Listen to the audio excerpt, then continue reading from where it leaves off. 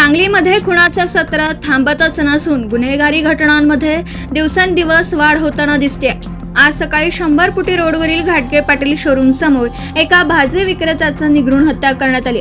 धक्कादायक घटना आज सकाळी 6 वाजण्याच्या सुमारास घडली आहे। 100 फुटी परिसरात दररोज सकाळी होलसेल भाजी बाजार भरतो।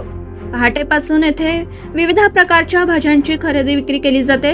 याच बाजारात महेश कांबळे हा कोथिंबीर विक्रीचं काम करत होता।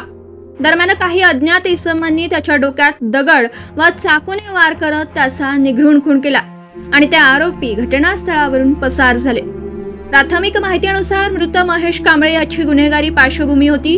तो यापूर्वी एका गुन्ह्यात शिक्षा भोगून नुकताच बाहेर आला होता, अशी माहिती समोर आली आहे। घटनेनंतर सांगली शहर पोलीस तातडीने घटनास्थळी दाखल झाले असून आरोपींचा शोध सुरू आहे। दरम्यान घटनास्थळी मोठ्या प्रमाणात नागरिकांनी गर्दी केली होती, त्यामुळे परिसरात तणावाचं वातावरण आहे।